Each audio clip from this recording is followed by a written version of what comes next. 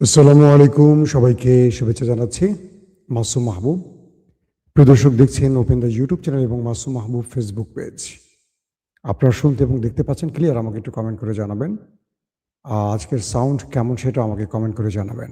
আমি দেখতে পাচ্ছি চট্টগ্রাম থেকে দেখছেন। মাসুম ভাই কেমন আছেন? চট্টগ্রামের ভাইয়েরা ভালো আছি। চট্টগ্রাম পটিয়া থেকে সবুজ, ইতালি থেকে সোহাগ, মিজান ওমান থেকে। ভাই কেমন আছেন আপনি?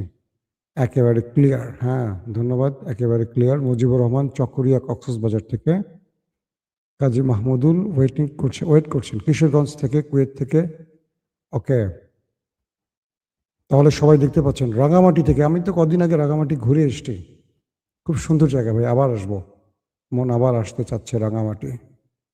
ওকে দর্শক, আমার হাতে আজকে বেশ কিছু গুরুত্বপূর্ণ খবর আছে। আমি আজকে সারাদিন একটু বাইরে ব্যস্ত ছিলাম।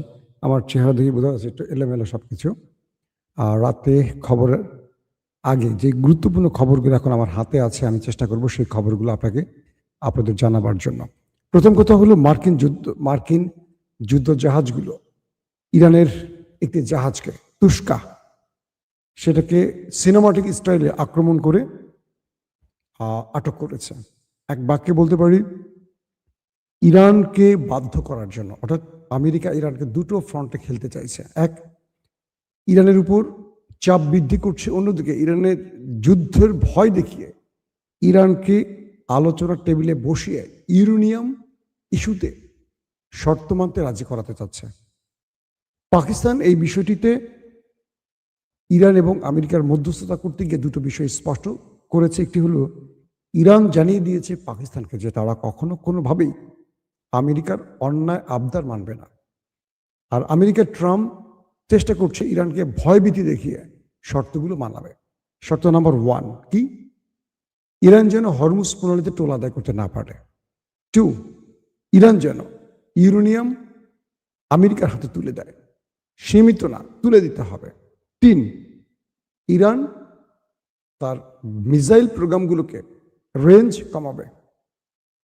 এরকম আরো অনেকগুলো। প্রধান 3টি আমি বললাম। ইরান চাইছে ভিন্ন কিছু। ইরান বলছে যে আমরা ইউরেনিয়াম ইস্যুতে, আমেরিকা যেটা বলছে, যে আমেরিকা বলছে 20 বছর ইরান তার নিউক্লিয়ার প্রজেক্ট নিয়ে কাজ করতে পারবে না, ইউরেনিয়াম বৃদ্ধি করতে পারবে না। ইরান বলছে 20 বছর না, এটা হবে 5 বছর। যদি তুমি রাজি থাকো আসো, যদি তুমি রাজি না থাকো তাহলে তোমার যা করার করতে পারো। আমেরিকা শেষ পর্যন্ত 15 বছরে আসছে, কিন্তু ইরান 5 বছরে আটকে আছে। নাম্বার 1। নাম্বার 2, আমেরিকা চীন থেকে হরমুজে আসার পথে, অর্থাৎ চীন থেকে ইরানে আসার পথে ইরানের একটি জাহাজকে অ্যাটাক করেছে এবং সেটার ইঞ্জিন রুমকে মোটামুটি ধ্বংস করে দিয়েছে, এমনটি দাবি করা হয়েছে। এটার সঙ্গে সঙ্গে ইরানের কন্ট্রোল রুম যখন জানলো এই ঘটনাটি, তখন তারা নিজেরাই মার্কিন ওয়ারশিপে যুদ্ধ জাহাজে ড্রোন অ্যাটাক চালিয়েছে এবং সেই ড্রোন অ্যাটাকের পর আমেরিকা সেখান থেকে পালাতে বাধ্য হয়েছে। অর্থাৎ আমেরিকা সেখানে ইরানকে আক্রমণ করে শেষ পর্যন্ত আর টিকে থাকতে পারেনি। 2 নম্বর গুরুত্বপূর্ণ খবর, ইরানের ইস্পাহানে যে অপারেশনটি চালিয়েছিল, এটা নিয়ে কিন্তু প্রতিদিন নতুন নতুন তথ্য আসছে পৃথিবীর বিভিন্ন গণমাধ্যমে। ইরানের বিরুদ্ধে বা ইস্পাহানে নিউক্লিয়ারকে লুট করার জন্য বা চুরি করার জন্য বা হাতিয়ে নেয়ার জন্য আমেরিকার বিশাল একটা সৈন্যবহর, কমান্ডো বাহিনী, কয়েক ডজন যুদ্ধ বিমান, কয়েক ডজন এক কথা এয়ারক্রাফট নিয়ে প্রবেশ করেছিল এবং ইরান এই বিষয়টি টের পেয়ে তার সকল প্রস্তুতি সম্পন্ন করেছিল। পরবর্তী এই অপারেশনটি যখন চলছিল, মার্কিন প্রেসিডেন্ট ডোনাল্ড ট্রাম্প তিনি ছিলেন সিচুয়েশন রুমে।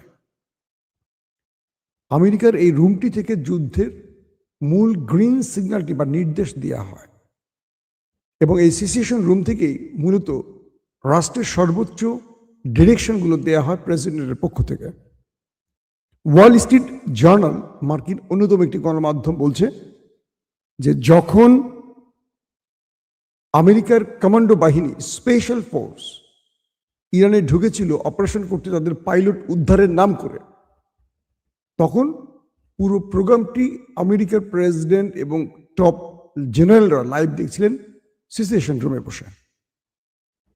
যখন দেখলেন যে মার্কিন বিমানগুলো আটকে পড়েছে এবং ইরানের হামলার শিকার হয়েছে, ইরান তাদেরকে চারদিক থেকে ঘিরে ব্যাপক ধোলাই দিচ্ছে, তাদের একটার পর একটা যুদ্ধ বিমান ধ্বংস হয়ে যাচ্ছে, তাদের গর্বের ফাইটার জেটগুলো ধ্বংস হয়ে যাচ্ছে, তাদের ব্ল্যাক হক হেলিকপ্টারগুলো ধ্বংস হয়ে আশ্রয় পড়ছে, আগুন জ্বলে যাচ্ছে।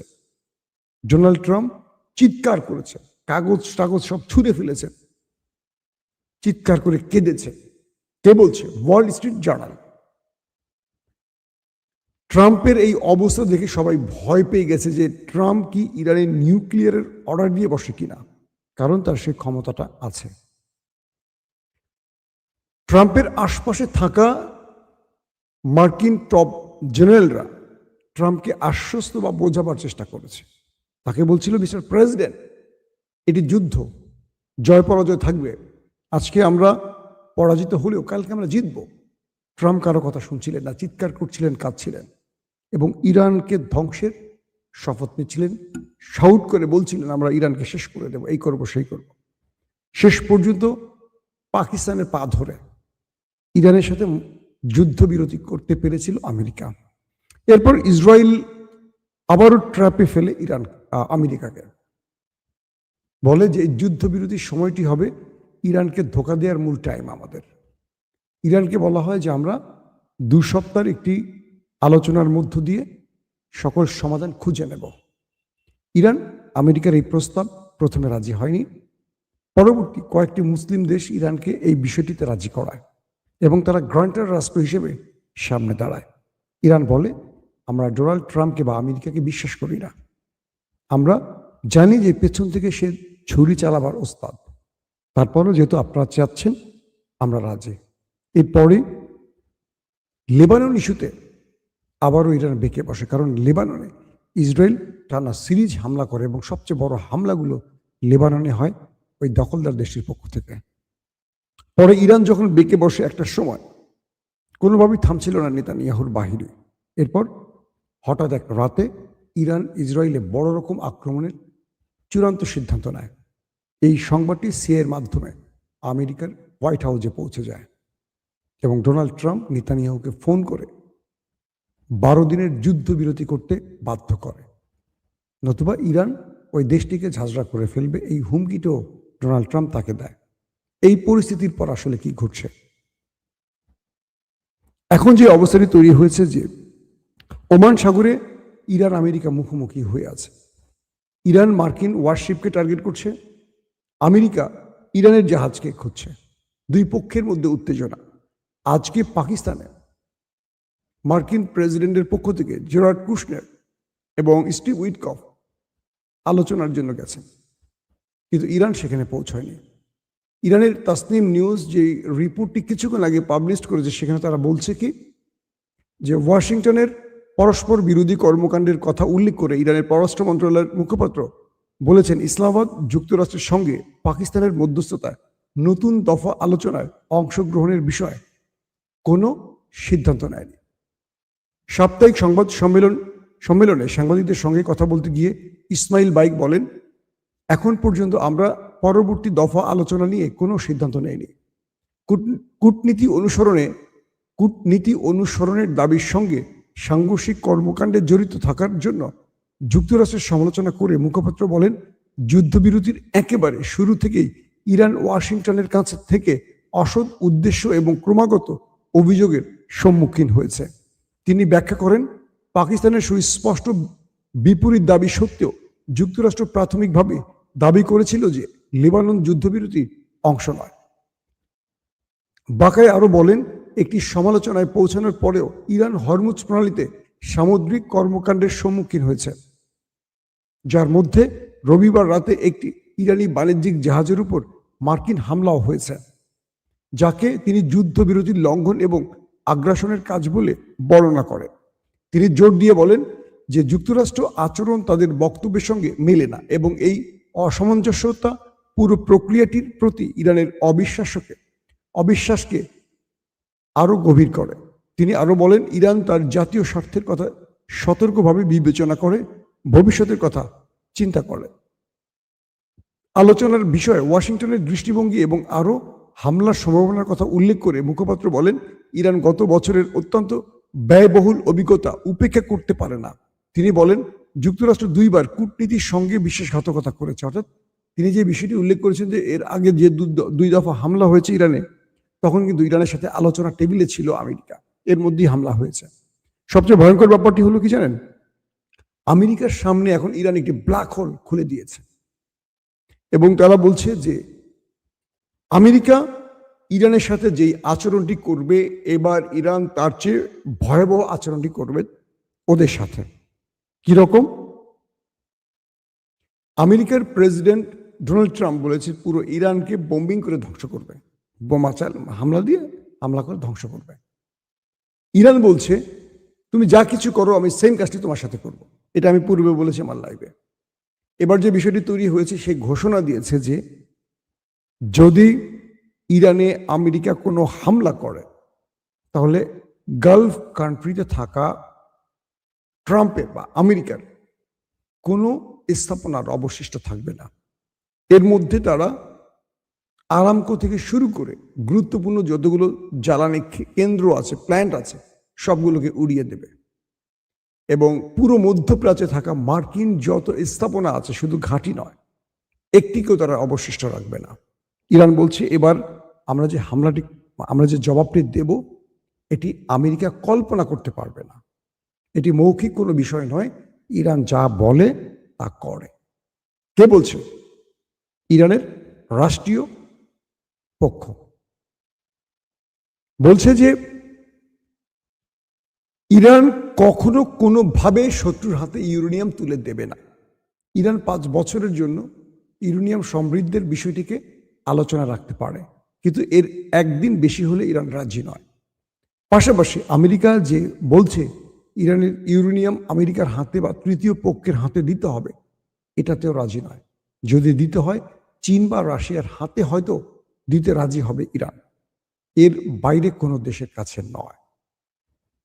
পাশাপাশি ইরান এটিও বলছে আমেরিকা আমাদেরকে যে হুমকি দিচ্ছে, এবার আমেরিকার জন্য আমাদের বক্তব্য হলো যে আমেরিকা গতবার যা কিছু করেছে ইরান তার জবাব দিয়েছে, আর এবার ইরান যে জবাবটা দিতে যাচ্ছে এটা আমেরিকার কল্পনার বাইরে। মানে আমেরিকা এটাকে কল্পনা করতে পারছে না যে কি জবাবটা ইরান দিতে পারে। আমি গত 2 দিনের লাইভে আপনাদের কিছু আভাস দিয়েছি যে কি কি টাইপের হামলার খবর ইরান দিয়েছে। তারা এমন কিছু মিসাইলকে এবার হাজির করছে যে মিসাইলগুলো এক প্রকার আমেরিকার চিন্তার বাইরের মিসাইল, যেগুলোকে গত 1.5 মাস ধরে তৈরি করেছে ইরান। মানে 28 ফেব্রুয়ারি যুদ্ধটা শুরু হওয়ার পর থেকে ইরান নতুন আদলে তৈরি করেছে আমেরিকা এবং ইরানকে টার্গেট করে এই মিসাইলগুলো তৈরি করেছে ইরান। পাশাপাশি তারা এমন কিছু প্রতিরক্ষা ব্যবস্থাকে হাজির করছে। ইরান বলছে যে আমরা এমন কিছু প্রতিরক্ষা সিস্টেমকে এবার ব্যবহার করব, আমেরিকার যুদ্ধ বিমান ইরানে ঢুকে নিশ্চিন্তে ফিরে যেতে পারবে না। তো এই পরিস্থিতিতে 2 দেশ এখন মুখোমুখি। যে কোনো সময় আমরা দেখব যুদ্ধের ঘন্টা বেজে গেছে, কেউ কাউকে ছাড় দিতে রাজি না। যদি পাকিস্তানি ট্রাম্প বলছে বা আমেরিকা বলছে যদি পাকিস্তানে এই আলোচনা ব্যর্থ হয় তাহলে আমেরিকার আলোচনায় বসবে না, আর আমেরিকা সরাসরি ইরানে আক্রমণ করবে। তো এই পরিস্থিতিতে এখন 2 দেশের মধ্যে বা 2 দেশের পরিস্থিতির মধ্যে আমরা এইটুকু বলতে পারি, আমরা একটা ভয়াবহ কিছু দেখতে যাচ্ছি। আবারও বলছি, আমরা যুদ্ধ চাই না, আমরা শান্তি চাই, আমরা শান্তির পক্ষের মানুষ। কারণ এই যুদ্ধ পৃথিবীতে বহু দেশকে অনেক বড় বিপদে ফেলে দিয়েছে। আমাদের মতো দরিদ্র দেশগুলোর অবস্থা আরো করুন। আশা করব এই যুদ্ধ দ্রুত শেষ হবে। দর্শক, আজ রাত 11টা থেকে 12টায় আমি আরেকবার লাইভে আসার চেষ্টা করব ইনশাআল্লাহ। সেই পর্যন্ত আপনাদের কাছ থেকে বিদায় নিচ্ছি। প্রত্যেকে ভালো থাকবেন। আল্লাহ হাফেজ।